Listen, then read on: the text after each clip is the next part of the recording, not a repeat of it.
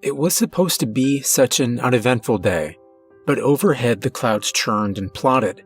Rebecca Madison saw, and she heard, the roaring of the wind against her car, but she didn't care.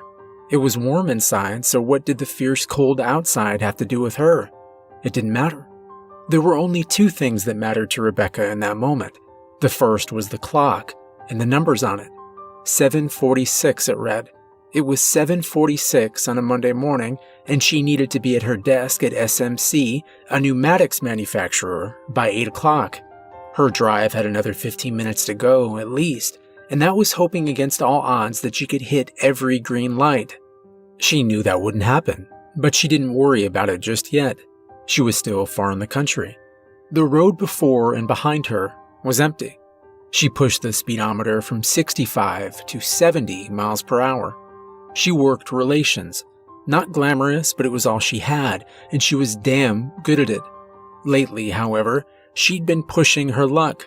She'd made arriving late a bad habit. Well, it's easy when it's never noticed. It wasn't consistent, not every day, but at least twice a week she slipped in under the bell. The game had changed when her supervisor noticed, and since their little talk last week, everything got more complicated. Everything was too complicated as of late. That was thanks majorly to her other concern back home, her mother. Rebecca had never married. She lived alone for many years, and that was perfect. She thought it would be no hassle at all when she asked her mother to move in with her. It had been right after her father died, and she couldn't bear the thought of her mother alone. No home besides hers would do. As the years went by, she started to wonder if it had been worth it. Her mother, nearing an impressive 95 years of age come next April, was still a very smart woman. Rebecca saw that every morning. The only issue was that her mother could no longer retain that spark. Her mother had fallen prey to sundowner syndrome. Every morning, her mother was still the same woman she remembered, besides the folds in her face. But come night, the very sight of her was more than disheartening. It was nearly unbearable. Rebecca didn't want to use the word, but it was an annoyance. That's why Rebecca always ran so late. She enjoyed seeing her mother in the morning, dreading the state she'd come home to find her in, and there was so much to manage. She had to lock doors and hide keys so she wouldn't wander outside. There were so many medications. She had to help her to the bathroom and get her dressed. She promised her she'd never put her in a home, and now that promise was more solidified than ever. Rebecca knew that she would never see her mom in the mornings again if she was to do that. It was hard, but Rebecca and her mother did their best. She was determined to do so for as long as they had left. The thought came to her that morning, as it did every morning. She should call her mother, talk to her just for a little bit longer before the day ruined her. That's all she'd need. Her mother didn't need to be physically strong to help lift the weight of depression from her shoulders. But as she reached for her purse, she realized that her phone had never left the bedside that morning. It had been neglected in her panic to get out the door. It made her eyes tear up with frustration rather than sadness. All she could do was sit in the white noise of the radio and watch the endless fields of dead corn roll by. She pushed the speedometer again, up to 75, and the radio came to the forefront of her mind. Her ear clung to it out of the blue, but honestly, she didn't hear it. Still are unsure of the scope of the event. All that's known at this time is that the Chinese government has declared a state of national emergency. At the moment, China has released no official details of the events that have transpired over the last 24 hours, and they have ignored all of the UN's offers to assist them. No sources yet have been able to confirm any further details, as communication with the troubled nation has grown difficult, with many intelligence satellites showing major power outages within the nation's borders. An abundance of rumors, however, have started circulating around that stretch from incredibly believable to the utterly improbable. While the intelligence community has flat out denied a majority of these rumors, it's hard not to notice that a lot of them sound incredibly similar to ones that started circulating just last week about Somalia, where... Rebecca turned the radio from AM to FM. She was in no mood for news that morning. She preferred music. She allowed herself to get lost in it. The country song fit to her surroundings like a puzzle piece. A silo grew closer on her right-hand side, a picturesque farmhouse nestled right beside it, and on the left she spotted an older, blue Ford pickup coming towards her carrying a horse trailer. The sights of Ohio. She felt much younger, and that's all she wanted. The moment was so perfect that it had perfectly distracted her from the red raccoon-sized mass that landed on the road ahead. With a bang, her tire was shredded. Only once before had Rebecca felt a tire blow, and she'd been 7 at the time, her father at the wheel. She remembered how calmly he'd handled it. He gritted his teeth and willed the truck to stay on the road. He'd tensed up, but he'd handled it expertly. That's the only way he could do things. She wished he'd passed that on to her. She screamed, and instinctively she jerked the wheel to the right. The car skidded and hit gravel. She overcorrected again, just barely managing to save her car from sliding into the ditch that hugged the side of the road. The car skidded into the oncoming lane, spinning to face the way she'd just come from as she slammed on the brakes. She gritted her teeth, expecting more, but mercifully her car came to stop without farther incident. Everything came to stop, except for her heart. It was pounding faster than it had in nearly 5 years. She remembered the truck, but about 10 seconds too late had it still been an issue. Fortunately, it was no longer an issue. The man driving the truck had managed to stop about 2 car lengths away. He was already on foot, and he was almost to her door. The knock of his knuckle on the glass brought her back to reality. "Hey, miss?" he asked, concerned. "You all right?" She eyed the older man. He was as thin as a twig, with a bushy mustache and a sun-dried face. His eyes squinted down at her as she nodded her head in affirmation. He nodded his back. "My phone's in the truck. Hold tight. I'll be right back." With that, he turned and hustled back to his truck's cab. As he searched, she relieved herself of her seatbelt. She felt like she'd been punched in the chest by a gorilla. Her head was heavy. She realized she was dizzy as she took that first step out of the car. It was like she was walking on jelly. Gripping the door with white knuckles, she fought against the fierce wind. It threatened to at least knock her on her ass, if not carry her away altogether. She closed her eyes, held on, and took several deep breaths. It would have helped her calm down a great deal had the old farmer not accidentally startled her when he returned. He must have seen it in her eyes because he quickly apologized. Sorry. You sure you're okay?" "Yes," she said, trying to convince herself more than him. "I'm fine. Are you okay?" "I'm so sorry. Did I spook your horses?" "I stopped in plenty of time, miss, and it's an empty trailer. Horses are about 10 miles down the road. It's okay." "Your tire blow out?" She wasn't too sure. Everything was still spinning. "I think so. Shit, I hope not, though. I don't have a spare." "It's okay, miss." The farmer chuckled as he put a reassuring hand on her shoulder. "Everything is gonna be just fine. Let's go check out the damage." He was very kind to her. The farmer cautiously and supportively guided her by the arm, making sure to correct her every sway. They took their time as they moved around the front of the car. Sure enough, when they reached the right front wheel, there was nothing left on the rim. The rubber had been shredded. It looked like she'd driven it over a field of razor wire. "Whew," the farmer said. "Yeah, your tire's seen some better days, I reckon." Shaking her head in disbelief, Rebecca felt like vomiting. The wind continued to assail her face with a frigid, ungodly cold. The farmer didn't seem to mind it as much. His focus went back down the road, towards the rest of her tire. "We should go clear that off the road," he said. She begrudgingly went along. It had nothing to do with him, she just wanted to be inside the warm embrace of her car's heater again. The damn marshmallow of a coat she was wearing didn't do a thing to help. She took out the fuzzy black gloves she kept in her pocket and slipped them over her hands. The warmth didn't come fast enough for comfort. Comfort was knowing that now she had an excuse for being late. That should have taken a load off, but she realized she'd have to prove it. A situation made difficult by her lack of phone. "Hey, thanks for your help, Mr." She intentionally trailed off, hoping he'd fill in the blank. "Sanders," he replied. "Phil Sanders. It's absolutely no problem at all, Miss Madison.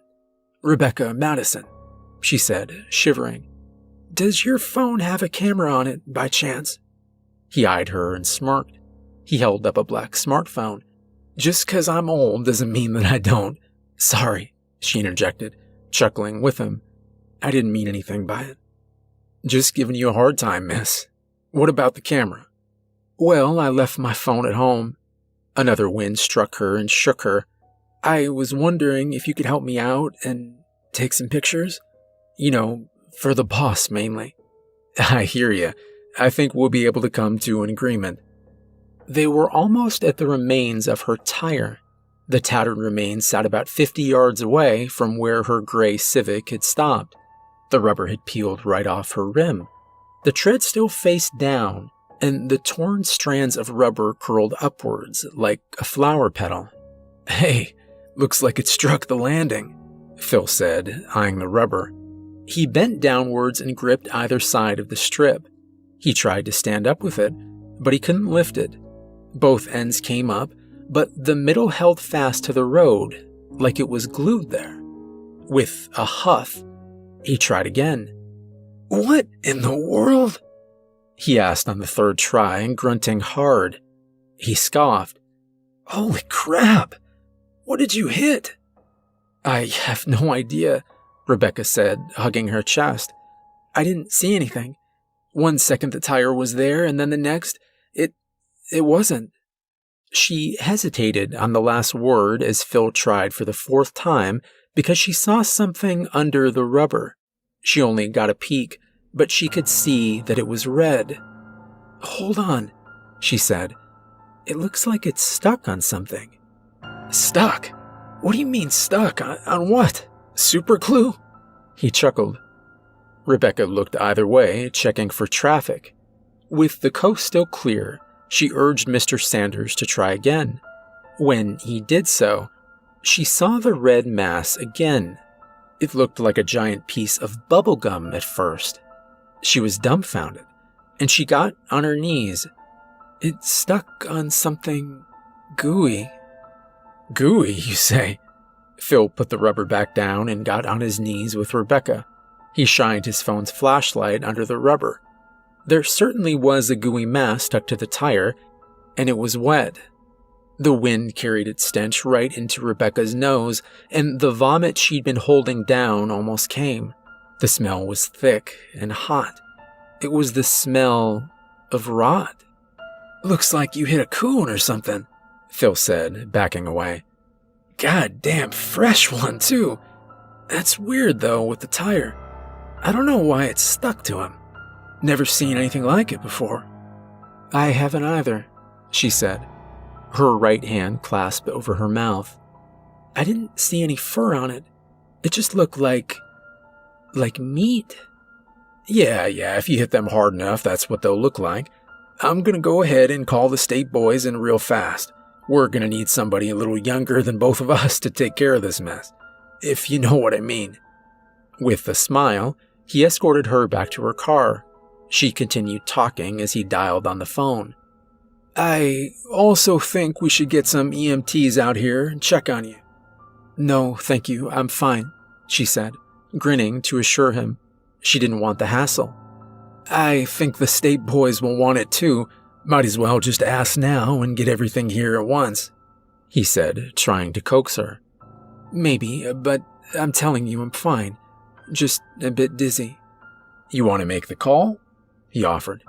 "I'll let you decide. I don't want to speak for you one way or another." He smiled and handed her the phone, which she took hesitantly. Thank you, she said as she took the phone.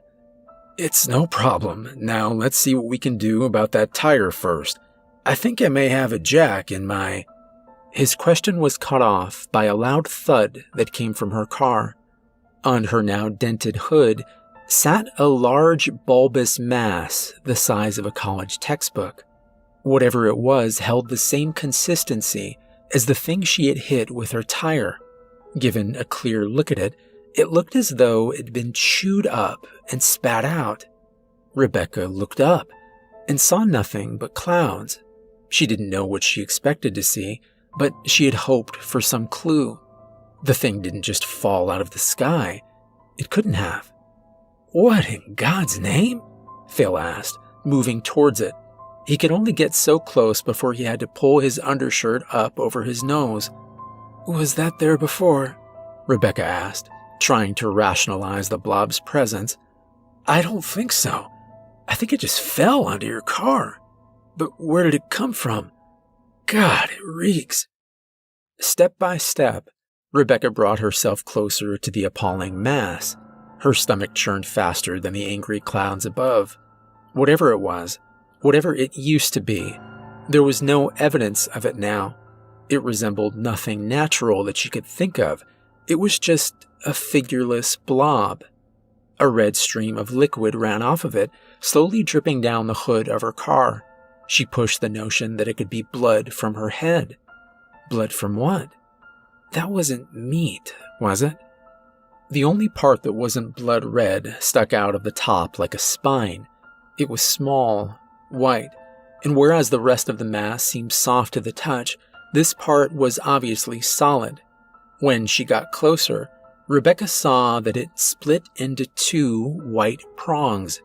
Rebecca took a step back when her mind gave the protrusion a name. Is that a tooth?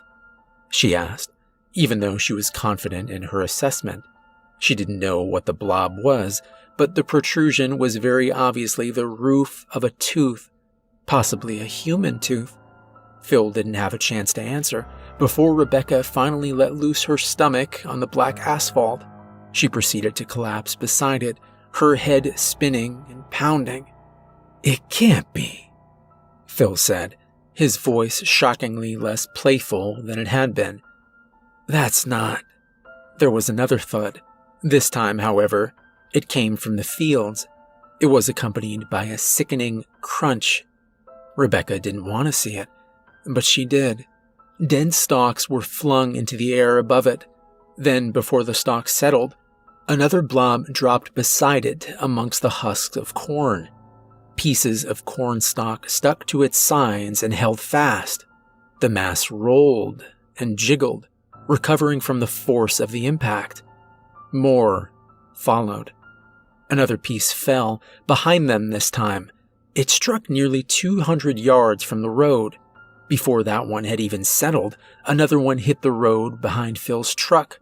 Rebecca had watched as that piece fell straight down from the sky above. No arch. It hadn't been chucked.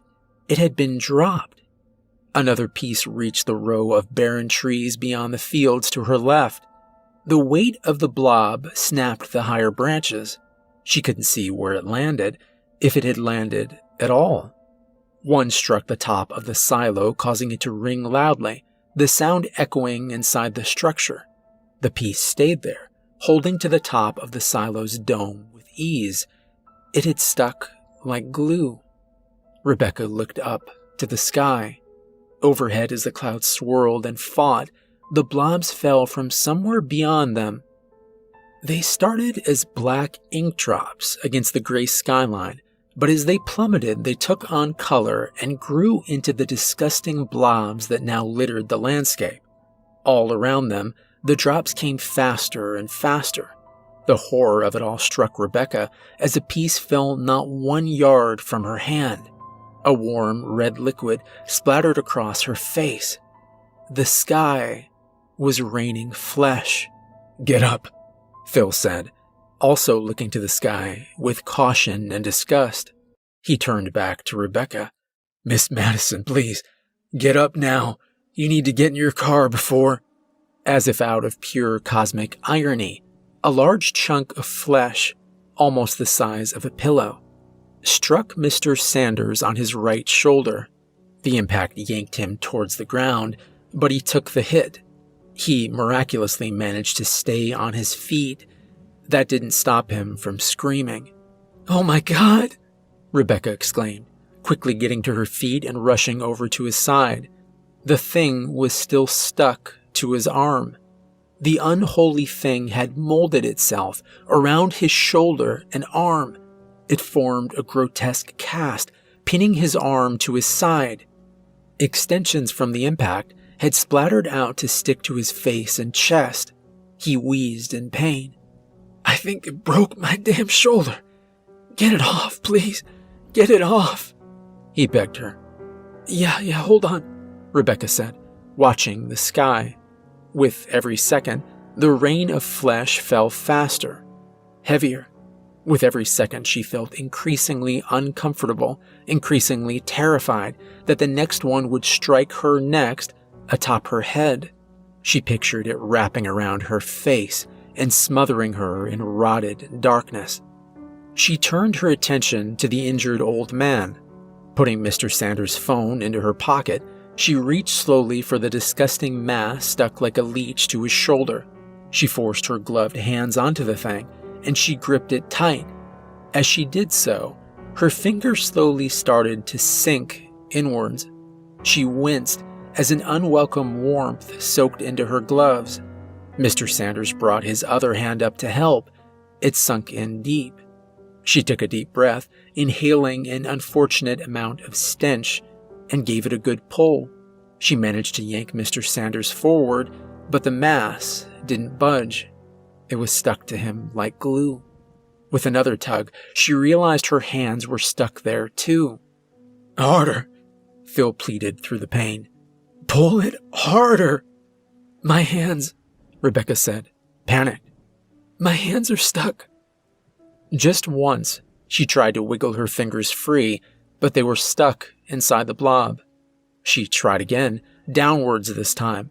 She pulled with all she had, but all she did was pull Mr. Sanders off his feet. He struck the asphalt hard, and she nearly came with him. They'd accomplished nothing. Mr. Sanders grimaced, and tears started to flow down his face as she pulled him back up. Rebecca saw that it wasn't working, so she set about trying to free herself. She didn't want to, but her survival instincts were in full gear. They couldn't waste another second outside. She struggled, twisted, and pulled, but the revolting thing was held faster than anything she'd ever seen. She tried pulling with her left hand, and she pushed with her right. Her left glove gave, and part of her hand came free. She realized she could pull her hands out of her gloves. "Please try again?" Mr. Sanders asked in a pitiful voice. He could barely keep his eyes open. His shoulder was dislocated at the very least, and she knew it. There was nothing she could do alone to pull that mass off his arm. All that mattered now, for both of them, was that they find cover. Quickly, she fought against the gloves to free her hands. The pounding of the reins grew faster and heavier.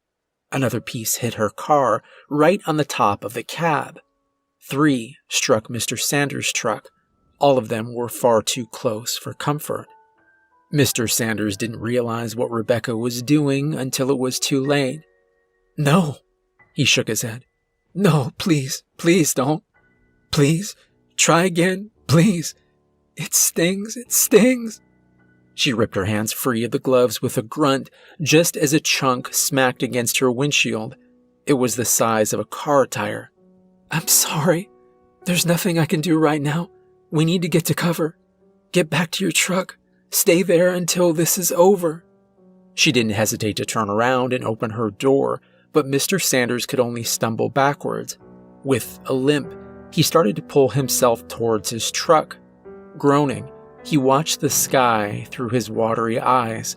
Scared, Rebecca slammed her door shut just as another pounding thud came from the roof. She yelped, and she fumbled for her keys. They were in her pocket, that was good, but then she felt something else. A phone. Mr. Sanders' phone. She pulled it out and looked out her rearview mirror. Outside, everything was consumed by a downpour of flesh, and there was Mr. Sanders limping through. It was by the grace of God that Mr. Sanders got as far as he did. He almost managed to reach the door of his truck. He could have touched it. A smaller drop of flesh, the size of a book, hit his left foot and glued it to the spot. Rebecca could only watch as he stumbled and fell hard to the ground. On his front, he could only lie there at the mercy of the sky above. Rebecca tried to see him out her rear window, but so many drops had accumulated there it was impossible. She could only watch the terrible scene unfold in her side mirror. He looked hopeless. The pounding of the rain drowned out any sound, but she saw his head moving. He was yelling for help.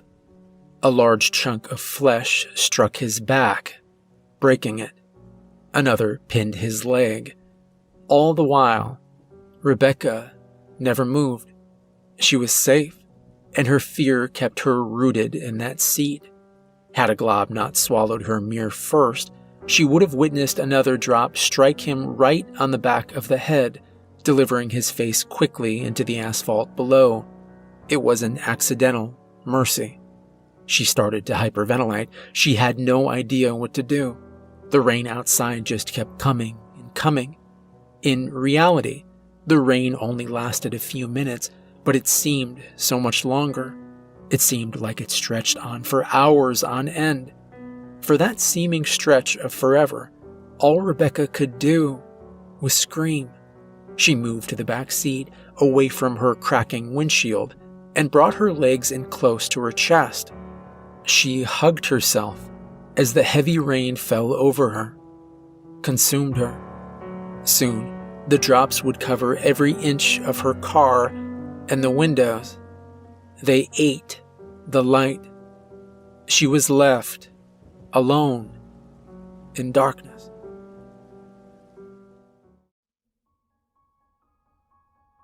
Long after the barrage outside had ceased, Rebecca cried in darkness. Thankfully, the windows had held back the physical barrage, but they could not hold back the stench that had flooded inside almost instantly. It had threatened to suffocate her then, but she didn't even seem to notice it anymore. Eventually, Rebecca was able to move her arms and her feet and her legs, but she didn't want to. The car had protected her, but Rebecca still felt unequivocally surrounded. Like a child under the sheets, she didn't want to let one single limb hang free. The monsters might get it. The darkness wasn't total. A dim glow precipitated between the masses outside. Red light managed to leak through the edges of the blobs, where pieces met, the jagged lines covering her car like lightning. It did her no good. Not nearly enough light could seep through to offer her any illumination. When she couldn't handle the weight of the darkness anymore, she reached for Mr. Sanders' phone, which lay face down on the center console. She fumbled for it and accidentally knocked it on the floor. Light flooded out from within. It was blinding, but welcome. After giving her eyes time to adjust, she searched for the flashlight. She was so thankful that the phone had stayed unlocked. She found it, and the entire car was illuminated. She wasn't ready for what she saw. A claustrophobic paralysis found her as she beheld the thing stuck to her car. Pressed tightly against the glass, the thing seemed to embrace her. Most of the glass had held, except for her rear window. It had nearly shattered, but every crack and shard was held fast in place by the revolting masses. They didn't move. They hugged her car in silent stillness. Rebecca recalled the tale of Jonah and the whale, and she imagined this was how Jonah felt. She had been swallowed alive. She needed to get out.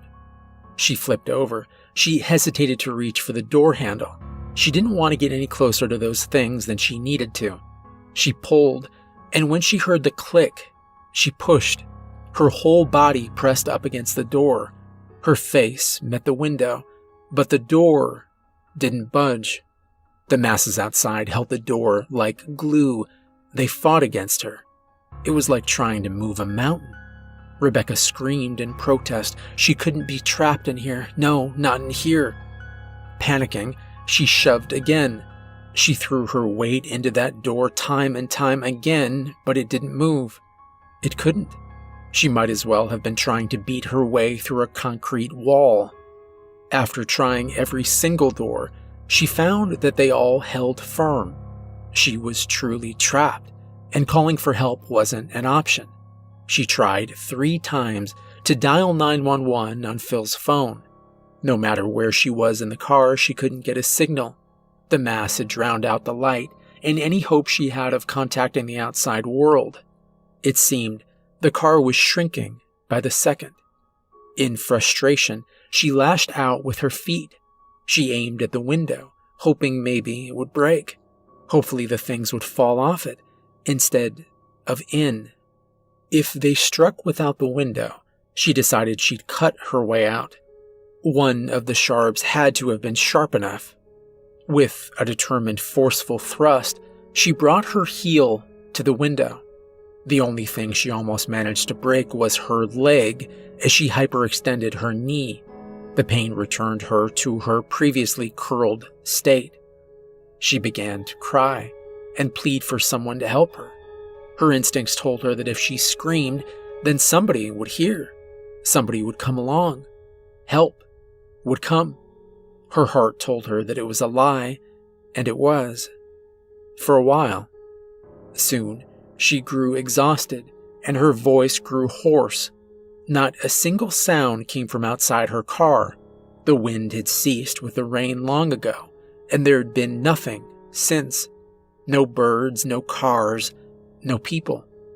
The silence allowed the small crunch outside to be amplified nearly tenfold. She froze and listened. She thought it had to be her imagination, but as another crunch came, and then another, she realized it was real. It was like the sound of someone stepping on dry leaves. Something was definitely moving outside. The crunching approached her car, and she heard him speak. "Hello?" The voice was older and haggard. It sounded muffled through the blobs.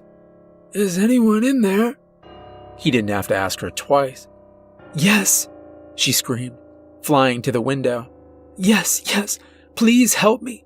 Please, I can't get out, please." The man came closer to the car. He stopped just outside. "You're covered. That shit's almost impossible to move. It holds fast. Give me a minute. It's starting to dry now. I have some tools up at my house. I'll be right back." Rebecca smiled and thanked God. He must have lived in that home next to the silo. It was all okay. "Yes, please, thank you," she said, almost all at once. The crunches returned faster as the man turned away. Relieved, she knew it would be over soon. Again, the day sought to destroy her expectations. Then, the crunching stopped. Rebecca put her ear to the window, trying to listen. The glass was uncomfortably warm against her face. There was nothing but the roar of her own blood in her ears. Then, a moan. The moan continued for several seconds before it evolved into a short gag, a gasp. Something had happened to the man. He must have only been 4 or 5 yards from the car. He cursed and grunted. There was a louder crunch that was followed by silence. That silent moment hung on the air, and Rebecca pushed harder against the window. She whispered a single, "Hello?" under her breath. Then the moment was shattered by his scream. Rebecca pulled her face from the window as if she'd been burned. "What?" she asked, panicked. "What happened? Are you okay? Hey, are you okay?" She was clueless. Had the man fallen? Maybe he'd rolled his ankle and fallen, but could that cause him so much pain? His scream was primal, like a wounded animal, and it ended for a moment. It was just long enough for the man to take a quick breath, and then he continued, the yell increasing in volume and pitch. "What?" she pleaded. "What is it? Please tell me, are you okay? Talk to me." He did, in a raspy, shrill, and pained voice. "Stay in the car." It sounded like he choked on the last syllable, as a ghastly gurgled yell came from his lips. Through his pained cries, Rebecca could only make out so much of what happened next. "Stay growing. I feel it. Don't out of that car. Oh, God, no." Then, unexpectedly and instantly, the screaming ceased. The silence returned, and Rebecca shook. Her mind raced, and her breathing came in short, fast gasps. Tears warmed her face. No, she couldn't let him leave her. She wouldn't be alone again. "Hey, get up. What's happening, sir? Sir?" With a determined fury, she brought her hand and the butt of her phone to the window pane. That's when it moved. Almost in perfect sync with her motion, one of the blobs that had embraced her window stirred. The light showed her every gruesome second. The movement was small. A tiny $50 section on the bottom split in two and peeled itself apart. It was unexpected enough to send Rebecca stumbling backwards. It had startled her, then revolted her. The small section that split open revealed a new structure below it, small, round, and moving. Rebecca realized she was looking at an eyeball, a seemingly human eyeball. The thing had opened an eye and was peering into the car through a cloudy blue iris. It searched about for just a moment before it locked its gaze right on her. "No," Rebecca said, as if saying it would change her reality. Horrified, she couldn't break away from the unexpected and unwelcome staring contest.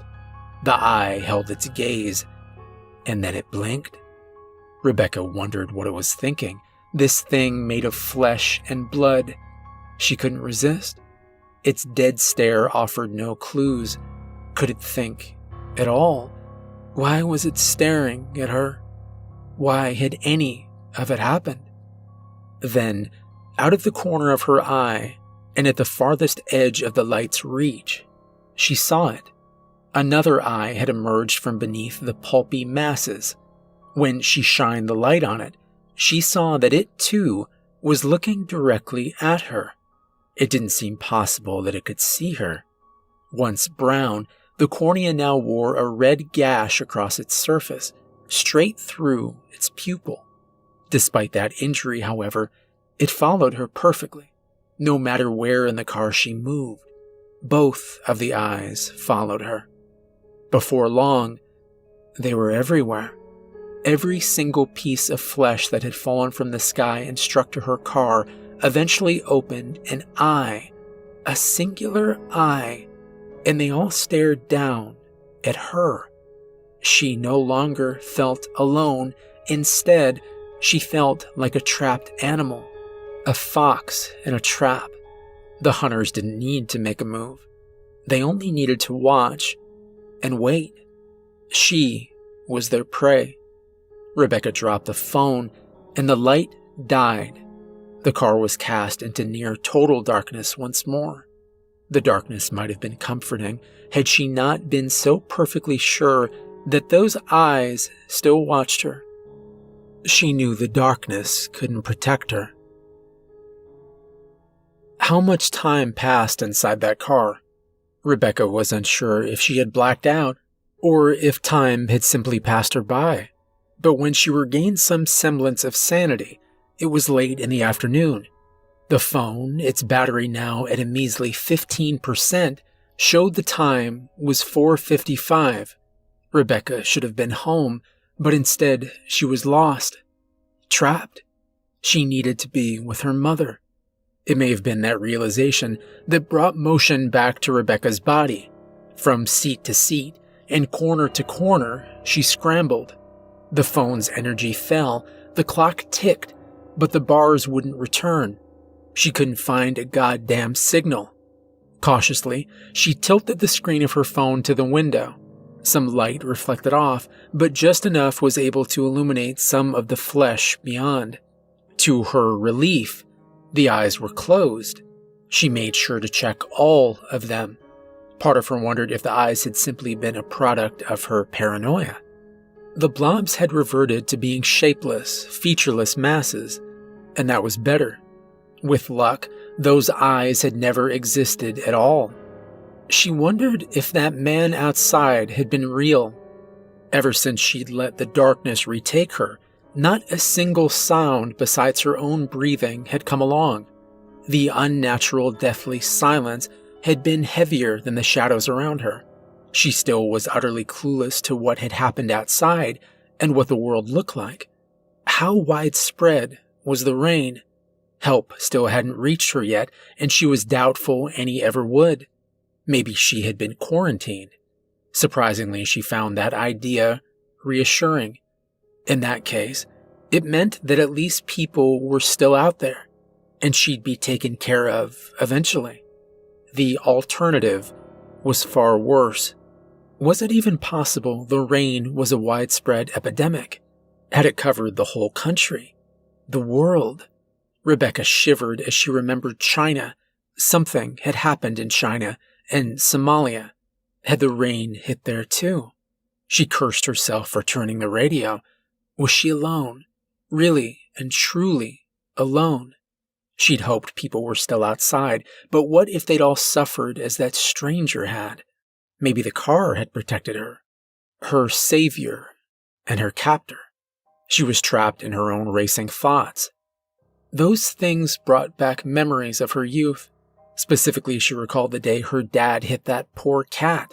They were in their old F-150, and the sun was so bright.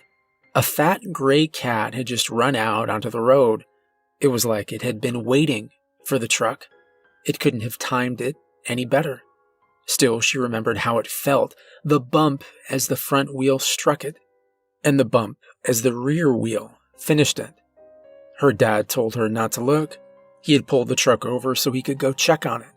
Rebecca disobeyed and looked out the back window. All she wanted was a quick peek to make sure the cat was okay.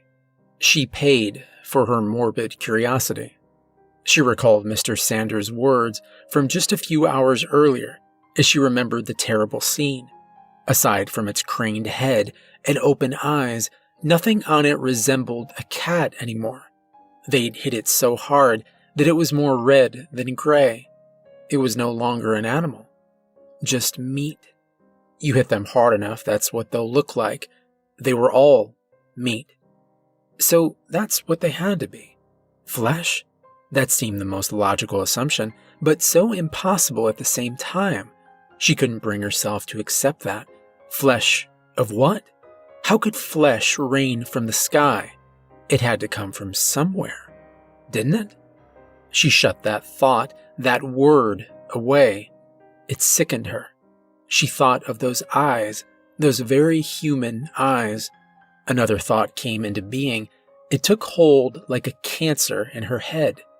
The question came, had those things once, perhaps, been people?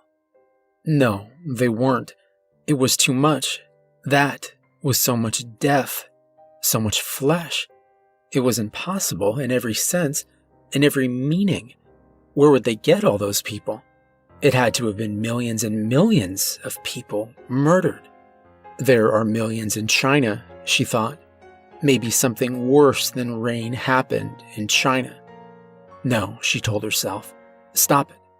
Her thoughts obeyed, trailing off like a bad note. It didn't matter now. She hadn't paid attention. She'd been worried about her own problems.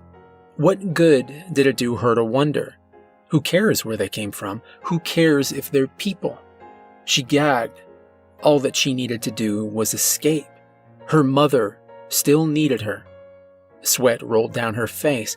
The temperature had to be only 30 degrees Fahrenheit outside, yet the car was steadily heating up.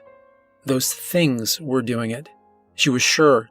They were warm, and the warmth they emitted was conducted directly into the car. Shedding her coat and sweater, she fanned herself with her white, sweat-soaked undershirt. Rebecca wondered how long it would take for them to cook her alive, if that was possible. Death by rank flesh heat, as she decided to call it, wasn't an option for her. Placing the phone on the center console, she moved to the driver's seat. She didn't like it. Those pulpous things were far too close when she sat there, but if she let herself roast any longer, she wouldn't get to live to regret it. Back at the wheel, she couldn't help but think about driving away. It wasn't a possibility, just a fantasy with those blobs. The packed windshield blocked her sight, and they also probably held her tires to the ground. She'd never move, and she'd never get anywhere. Wondering if perhaps the noise would agitate the things, Rebecca saw their eyes in her mind. It had been hours since then, and the eyes hadn't returned. Assured that if they wanted to hurt her, they would have done so already. Rebecca started the car. The engine turned twice and started. More heat leaked out from the vents in moist, heavy waves. She gagged as the fresh stench overloaded her nose. It would take a moment for the AC to turn on. The radio was as silent as she knew it would be. While she waited, she tried, out of curiosity, to drive. Switching into gear, she eased down onto the gas pedal. The engine picked up in pitch, but the wheels did nothing but flinch. It felt as though she was trying to drive over a curb. She fed it more gas. As she figured, the car wouldn't move an inch. She cursed the damn wheels and her damn life. A groan came from above her. It wasn't guttural. It wasn't those things. It was her car. The roof of her car was caving in. Something was pressing down on it. On the windows, she saw them twitch. The masses were moving now, reacting. It was the car. It had to have been. She'd accidentally woken them up. Cursing her careless mistake, Rebecca yanked the keys from the console. The car fell silent, but the things kept moving. They struggled against each other, wiggling back and forth in their confined spaces. Perhaps they were searching. Rebecca held her breath, and she waited. Their motion had started to rock the car from side to side. The thing shook her harder and faster. The lurching continued until Rebecca felt she was going to throw up. The wheel was all she had to hold on to. Fortunately for her, the rocking did not persist for long. After just a few seconds, everything stopped. The car fell back to rest, and the calm retook the air. Rebecca sucked in an exhausted gasp. Reluctantly, she released the steering wheel, but as her eyes watered, she reached for the phone. She had been tormented enough. Never before had she been so desperate to speak to her mother. Still, there were no bars, no signal. The battery fell to 7%. Her heart was already drained. She fell back into the rear seat, too weak to cry. It was hopeless. Rebecca wasn't sure what prompted her to check again. Habit, probably. In the back seat, she had subconsciously refused her fate. Looking back at the phone, she was shocked. It was weak, but finally a connection had been made. A signal. There was a signal. Rebecca wasn't sure if her fingers had ever moved faster in her life. She dialed in the number for home. As she held the phone to her face, she didn't know if she could even speak. Her hand was cupped over her mouth. No evil in the world held a candle to the next 10 seconds. Every beep hit her harder and cut her deeper than any of those damned monstrosities outside could ever hope to. Overwhelming joy gave way to grief yet again. She only hoped that God, if there was one, wouldn't let her down. That's what her mother would have told her. Her mother always had faith. Rebecca was rewarded for hers. "Hello?" A fragile voice came in over the phone, weak but alive. Oh my God. Oh my God, Mom, is that you? Who is this? Her mother asked. On any other day, that question might have broken Rebecca's heart, but today it was all Rebecca needed. Rebecca, Mom, it's Rebecca. Are you okay? Please tell me you're okay. Of course, dear, she said, unconcerned. Of course you're Rebecca. Why, yes, I'm okay. Why wouldn't I be? Rebecca pumped her fist in the air, and she kicked her feet several times in furious juvenile joy. The smile that spread on her face was unmatched. Thank the Lord. Her mother was safe. That meant there was hope. Maybe her nightmare wasn't as widespread as she had feared. Maybe, just maybe, there'd be a chance for her. A chance for everyone. Mom, what's happened? What's happening over there? Her mother was confused. Nothing much. There's not much to do here. Someone needs to water the flowers. I should water them. No, Rebecca stated. No, don't go outside, Mother. Listen to me. Can you turn on the TV? What does the TV say? Do you want to talk to Rebecca? Her mother asked, confused. No, Mom, I'm Rebecca. She should be home by now, my Rebecca. She always comes home. I'm sorry, I'm a bit confused. Those words broke her heart. I will be, Mom. I'll be home soon. I promise I'm coming home, she assured. Okay, well, be careful. I'm going to water the plant. Should I? It's been raining hard today. Rebecca froze. No, it couldn't be. Could it really be that widespread? Home was miles away, but her mom was okay. Perhaps her mom had just been lucky. She was inside, after all, and as long as those blobs stayed outside, she'd be fine. But her flowers, Rebecca knew how she could be in her confused state, and if she was truly determined, then, Mother, listen to me. I have never been more serious in my entire life. Do not go outside. I'll do what I want. Only Rebecca can. Mother, Rebecca wailed, do not leave the house. Those plants don't need water. Just listen to me. Rebecca stopped. If these were the last words she ever spoke to her mother, she didn't want them to be screams.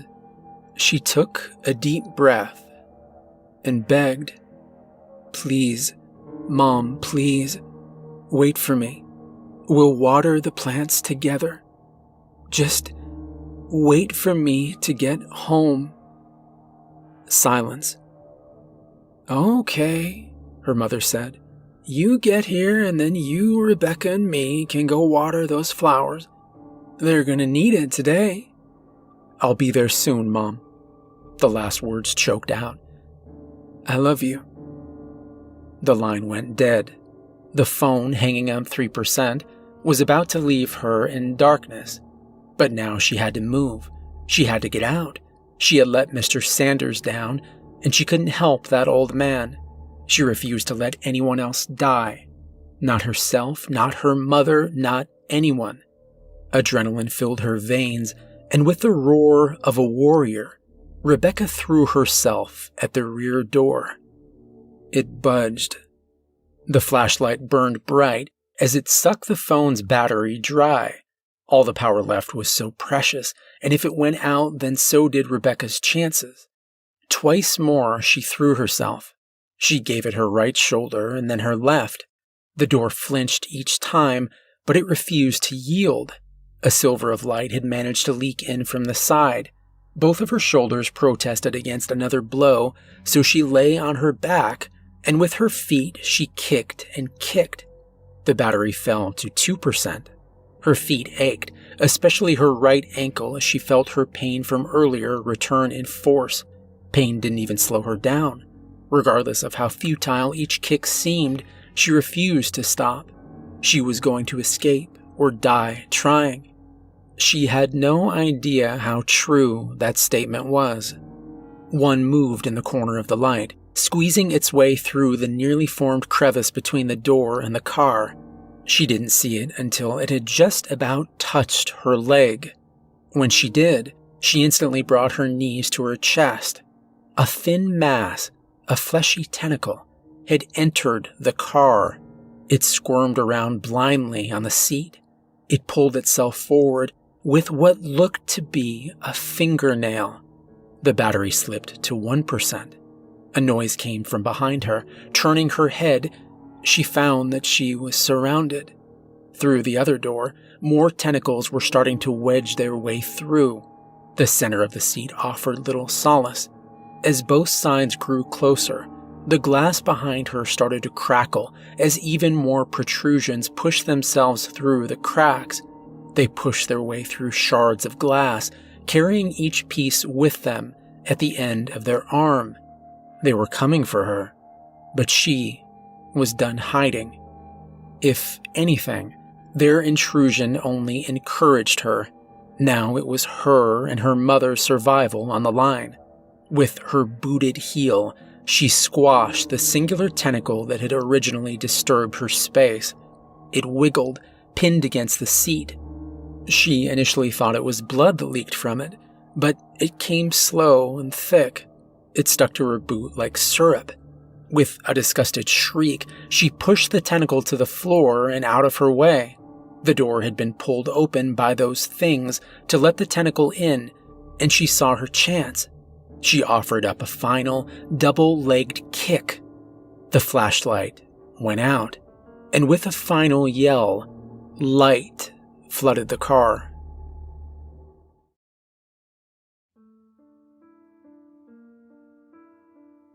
She'd considered everything. In the last several hours, every scenario had danced through her mind like terrible daydreams. The memories of that man had fed most of them. She thought about the crunching beneath his feet and those terrible screams. She wondered what she would find, but she was far more worried about what might find her. Rebecca wondered what the world would look like once she escaped, and to her disgust, nothing she imagined could compare to what she found. As soon as she kicked the door open and leapt from the car, she suddenly felt like she was standing on an alien world. There was a loud crunch when her boots hit the ground. It felt like she was standing on well-packed snow. Those things covered every square inch below her feet. In fact, they stretched on as far as she could see. All around, from horizon to horizon, the blobs dominated the landscape. It invoked thoughts of Mars in her head, as there was no green to be seen anymore. The color red stretched beyond her sight, seemingly into infinity. The land was rugged, and all the trees that she'd seen earlier along the sides of the field were gone. The only major protrusions on the rugged landscape were where the solidified shells around the houses and cars still stood. They looked like they had scabbed over. Most had remained upright. They spotted the landscape in every direction. The old man's house still stood. The overhang of his porch had sheltered his front door from their barrage. The now dried, hardened creatures seemed to form a cave around it.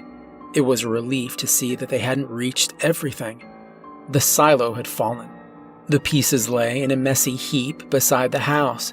The combined weight of the things must have proved too much for it. Rebecca hoped that her house had held better. When she caught sight of the old man, she couldn't help herself. She shrieked. The old man was frozen, on one knee, halfway between her car and Mr. Sanders' truck. He must have been going to check on him, the same as he had for her, when the things got him. She saw it enter through his pant leg, a bundle of tendrils very similar to the ones that invaded her car, snuck up his pant leg. Down at his ankles, where his skin was exposed, one had seemingly burrowed into his flesh. She followed the tendrils up. Like a snake, they coiled up his leg. They had crawled along his body, and she thought she could see the tendrils branch apart under his clothes. They snaked around his body, but they all ended before they reached his neck. Blood soaked through parts of his blue button-up shirt. The worst part, though, was his head. It was forced back, held in place, and the mouth was open. Sprouting from it, several dozen vein-like stems that ended in red, plant-like petals rose towards the sky. Liquid circulated inside them, as if pumped in by the man's heart. The grotesque growth wouldn't have terrified her as much had it not been for the man's eyes. They were still open, and they were looking right at her. Then came a single labored breath. He was still alive. She heaved, but her stomach offered nothing to expel. By the old man's feet, she saw a bulge in the ground, and another bundle of macabre flowers protruding from within. Rebecca knew they marked Mr. Sanders' grave, if she could even call it that. Was he, too, still alive under there?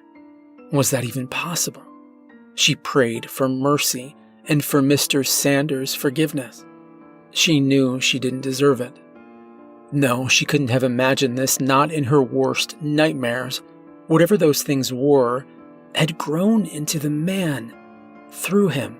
She let another shriek loose as she saw his stomach twitch. The man grimaced as something moved inside him. Rebecca wasn't sure if there was a worse fate. The old man, his eyes wide with fear, gestured down. It took several motions of his eyes for her to even catch it, but once she noticed, she followed his gaze down. Rebecca hadn't noticed them before, but little fibrous structures stuck out of the blobs. Each one was several inches tall. They looked like red ferns. A similar one was wrapped around the old man's ankle. Looking at her own feet, she noticed she'd stepped on one. The pressure from her boot had triggered one of the tentacles to slowly emerge from the blob below. It reached around, blindly, unable to cling to the material of her boots. They weren't plants. They were snares. She nodded to the man, and she thanked him.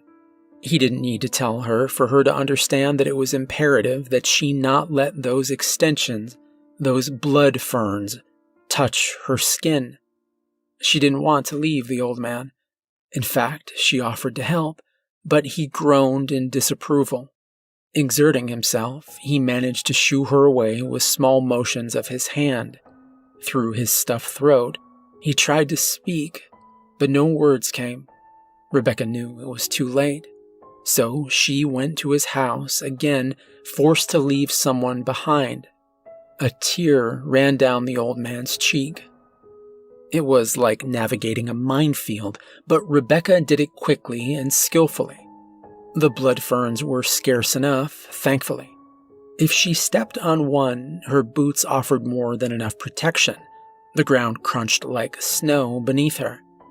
When she stepped on something new, it caught her ear. The crunch she heard wasn't light, like snow, but heavy, like glass. Lifting her boot, she saw it embedded in the mass. Desensitization kept her moving, despite the appalling discovery beneath her foot. There was no mistaking it anymore. She knew she had been right. She had stepped on a watch. Through the cavernous maw of the blobs, she made it onto the porch, and she found the door unlocked. The house was abandoned as far as she could tell. She called several times to check, but no one responded. That made her incredibly thankful. She was still alone, sure, but she didn't want anyone in that house to see what had happened to the old man. There was a picture frame hung askew on the wall. In it, the old man stood with his family. He was about 5 years younger in it, and his wife and 3 grown sons smiled with him. The eldest son sat a toddler on his knee. He would probably only be about 8 now. She dreaded to even imagine. It was a stroke of luck that the keys were on the counter, and an even bigger stroke of luck that the garage door had been left open.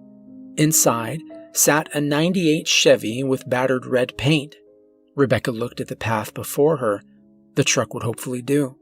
If those things couldn't stop her boots anymore, they sure as hell weren't going to stop a truck. They were dry, and that meant they could be easily navigated. Hopefully. She hesitated getting into the truck. She imagined, dreaded, the idea that the rains would return. They would fall, and again she'd be trapped. This time, she'd be without help and without hope. With a single calming breath, she pulled the door open and took her seat.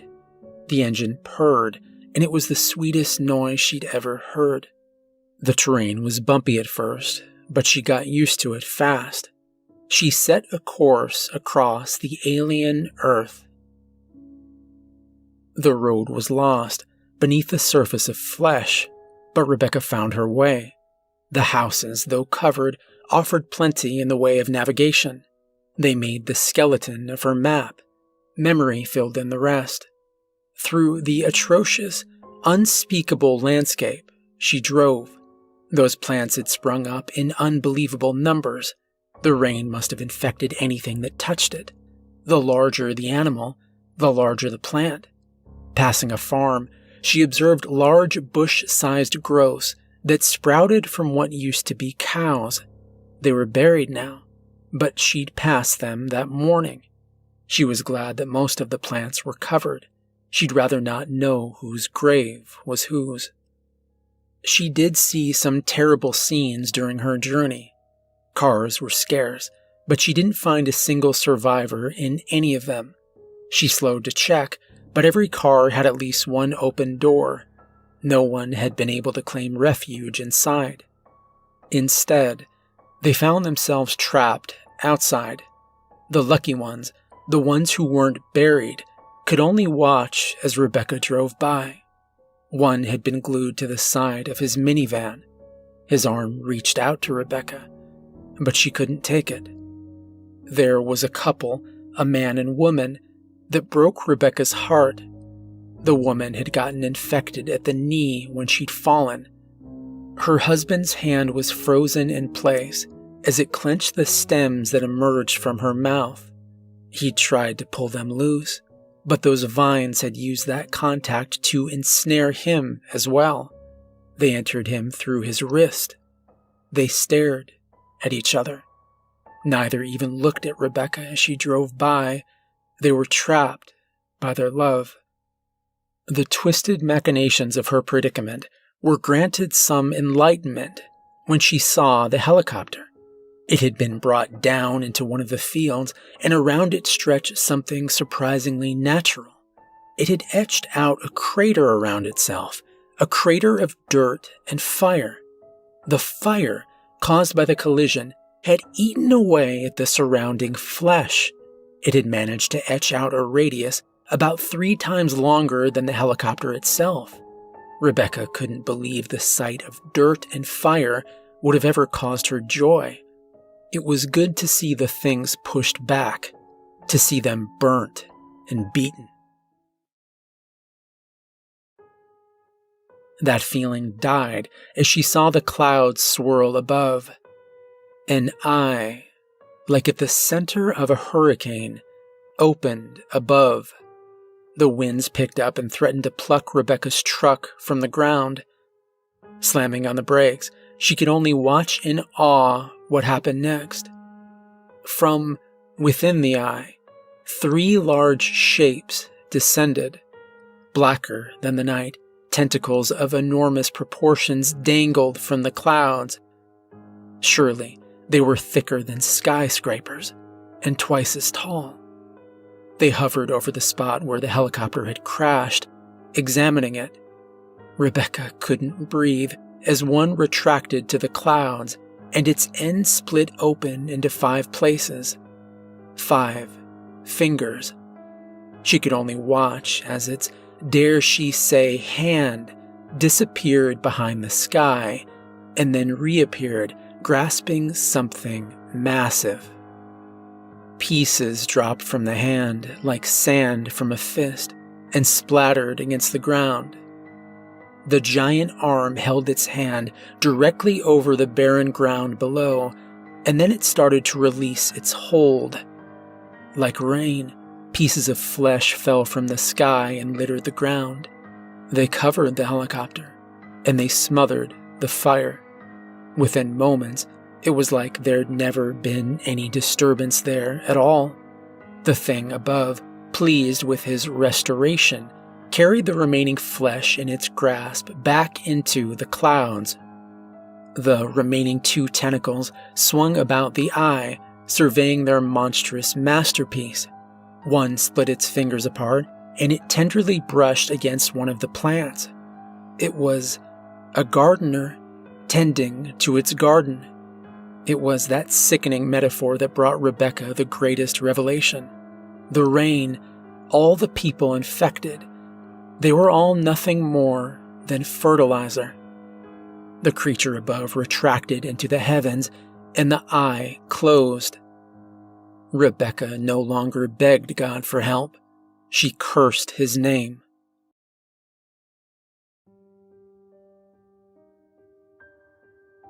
The drive took almost half an hour.